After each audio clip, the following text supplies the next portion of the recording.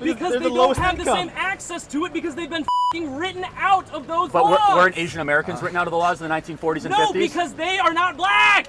Oh, okay, so it's only black people that experienced a tough 20th century. So Charlie Kirk posted a video the other day, and it has gone viral. It's basically an army of woke, angry college students having an absolute meltdown, and Charlie just handles the situation masterfully. You guys are not going to want to miss this. There's a handful of scenes in this video that we absolutely have to talk about. But before we do, welcome back to the channel, everyone. Thank you all for being here. If you could please really quickly smash that like button for the algorithm.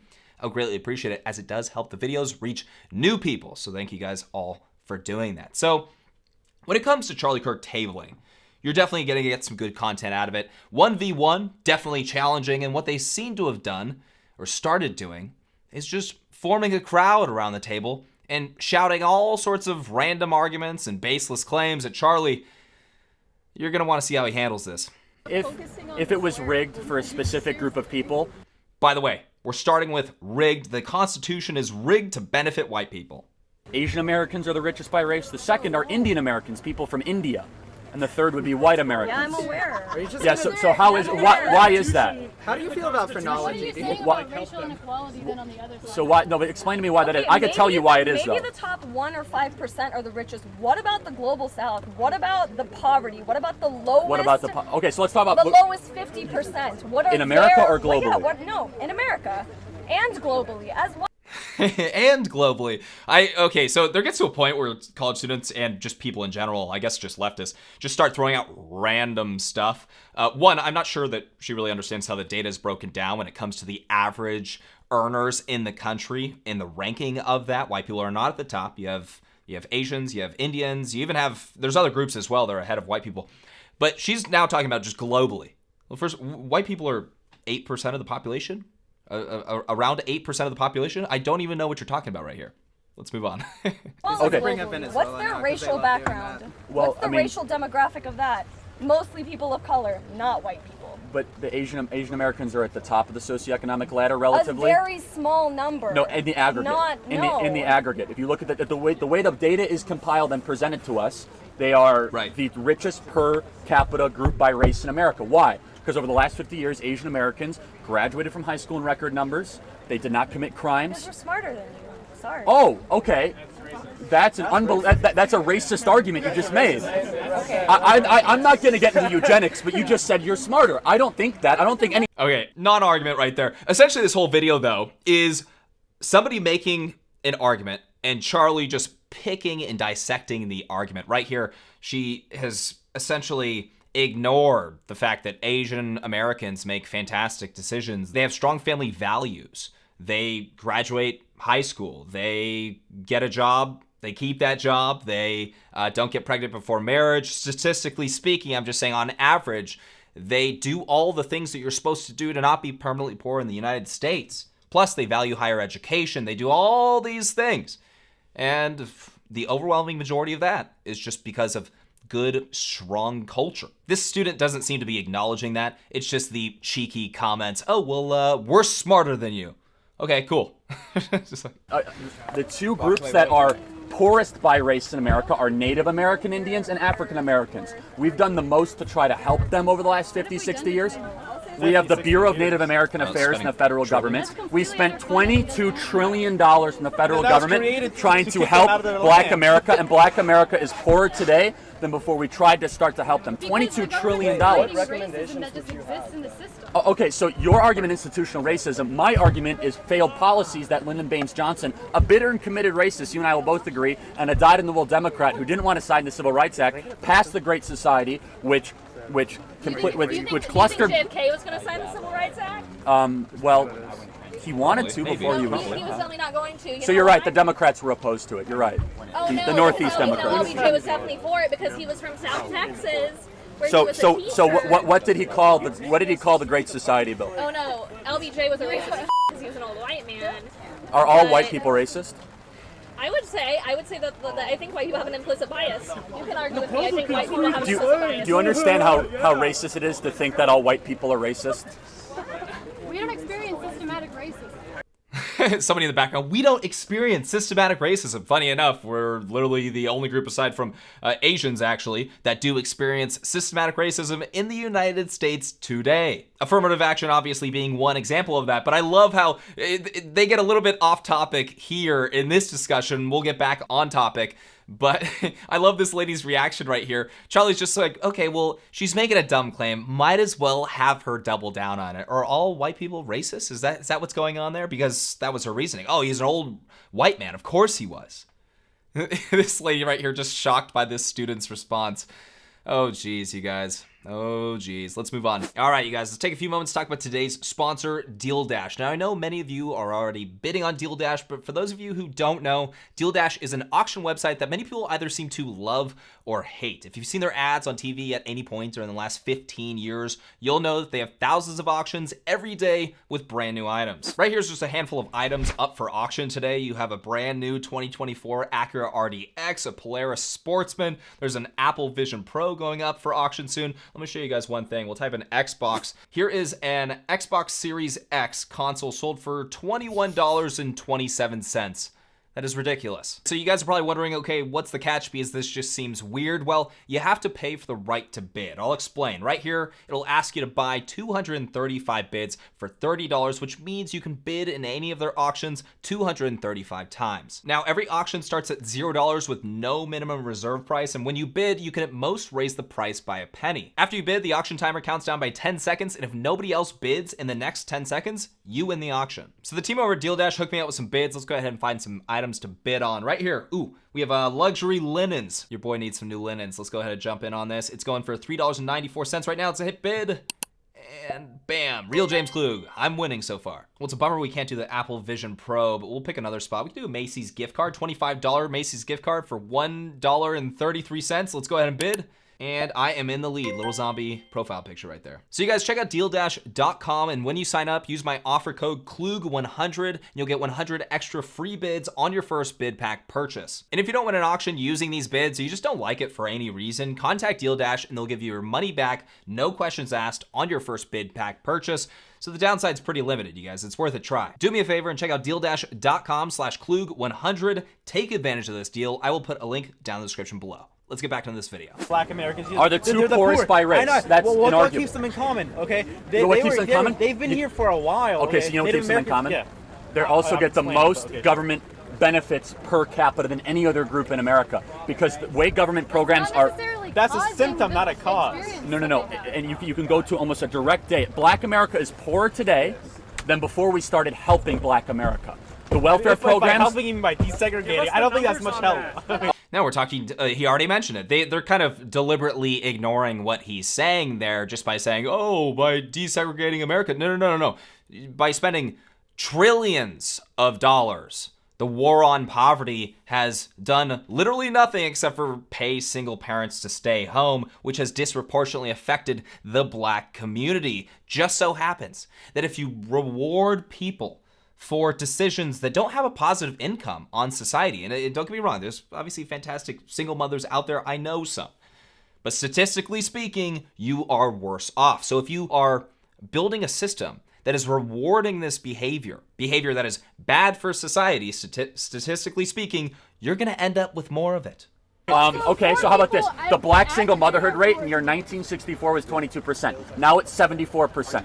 How on earth does that happen? It happens because we subsidize single motherhood through the 70s, 80s, and 90s by saying if you get married, you lose your government benefits. Subsidize birth control for lower income people. That's why. Then why is it only their community, the Black community, that saw a spike in the single motherhood rate? Because they don't have the same access to it because they've been written out of those laws. But weren't Asian Americans written out of the laws in the 1940s and 50s? No, because they are not Black. Oh, okay, so it's only Black people that experienced a tough 20th century. No, I'm talking about Black people that were specifically written out of these laws. Asian Americans were written out of laws in the 1940s. We put Asian Americans in internment camps. I understand. So I don't think you do.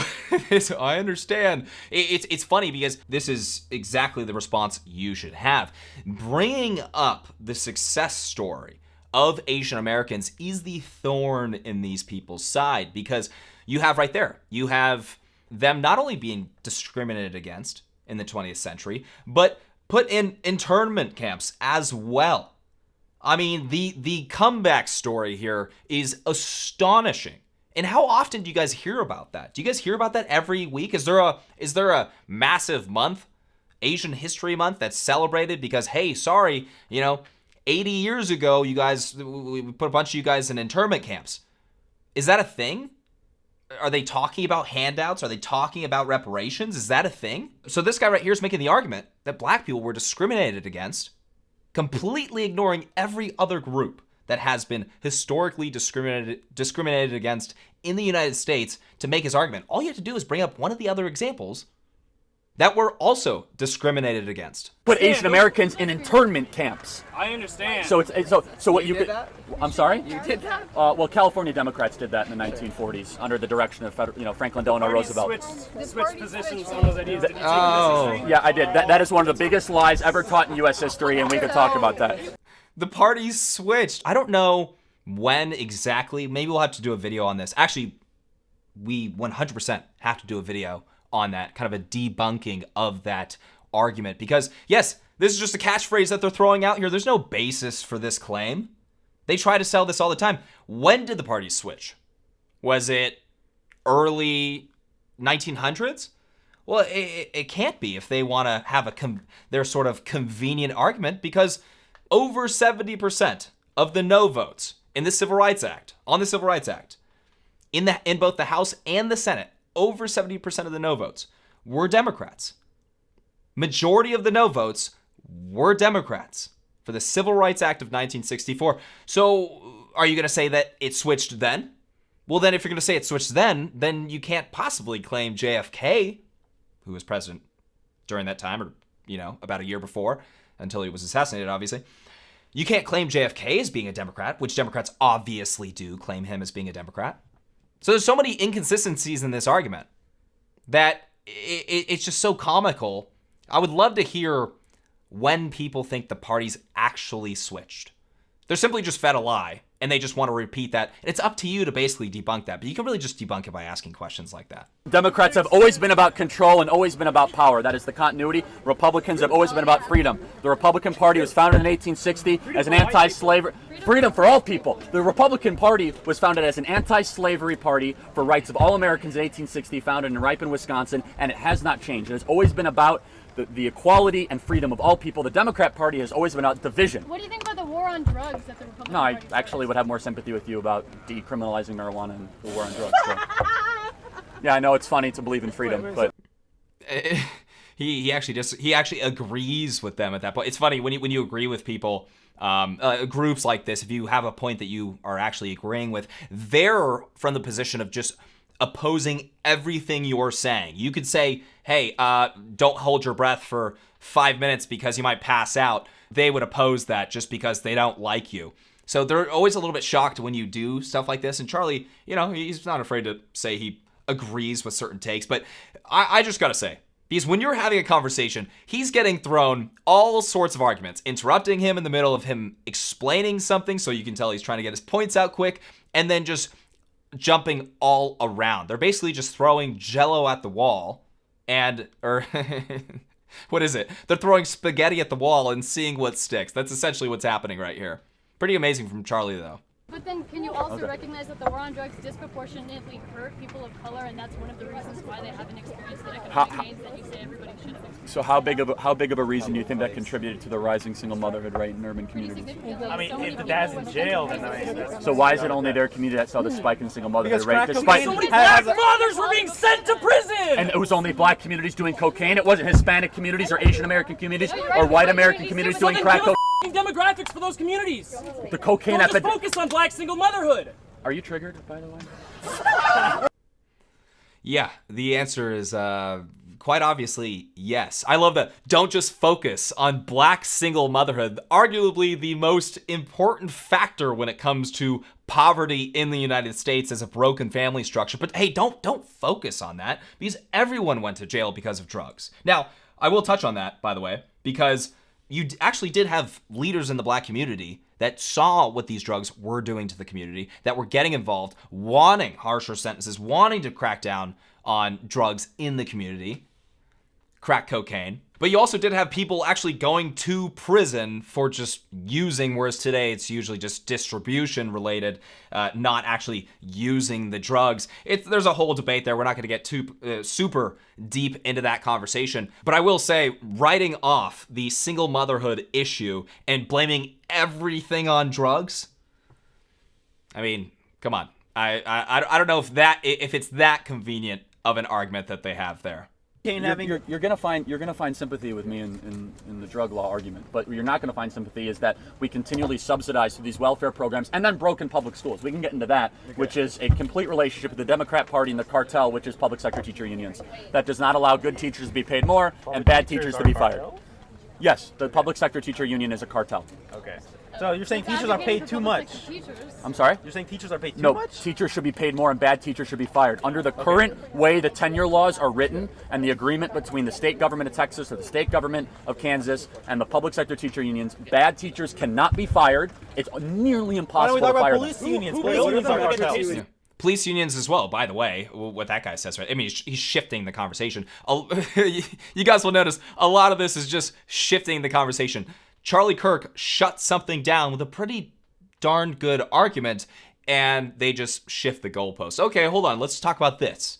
But that's also what happens when you're surrounded by 20 people trying to argue with one person. System in Texas. Democrats. Who has been in power for the last 50 years in Texas? Well, Republicans, just so you know, understand your Wait. history, Texas became a red state around like 88.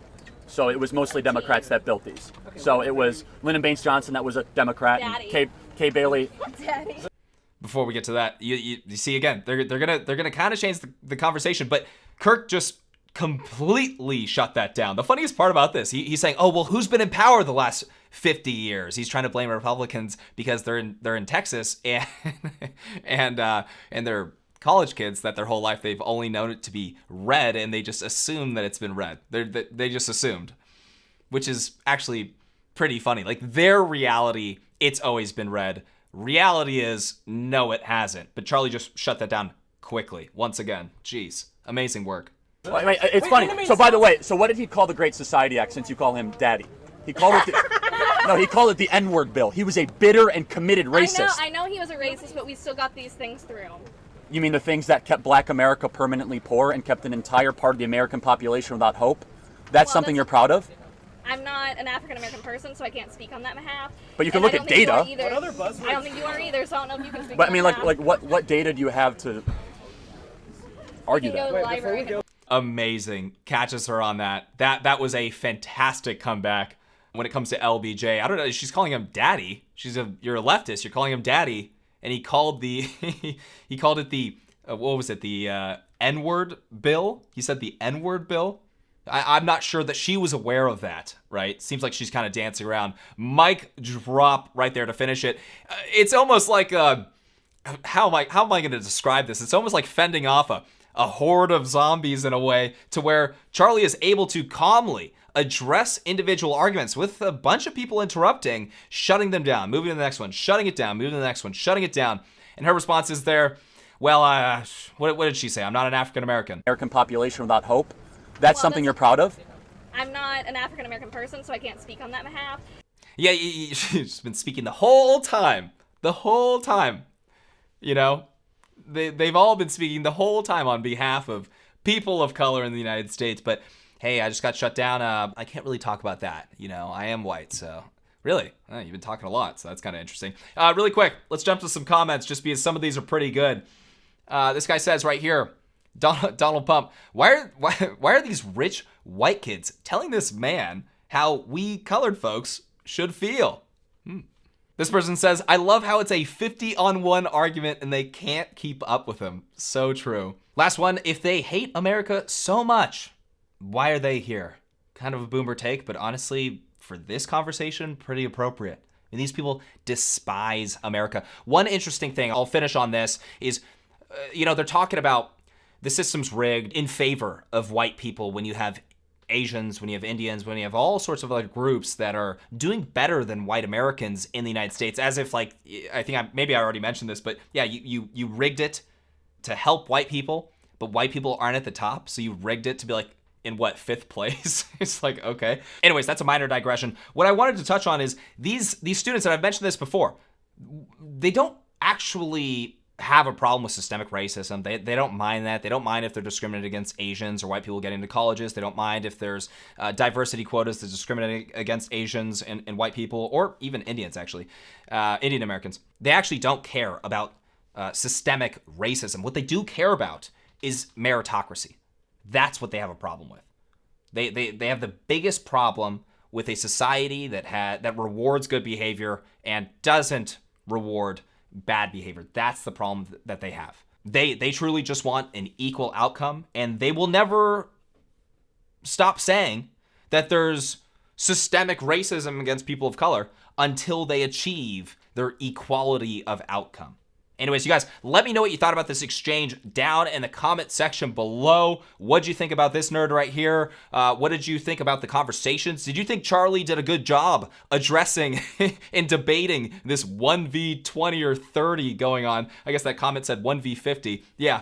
Did you think Charlie did a good job in this situation? Let me know down in the comment section below. If you guys enjoyed the video, make sure to hit that like button. Make sure to subscribe if you're not subscribed already. And then also hit that bell notification button so you're notified next time I post. I'll catch you all in the next video.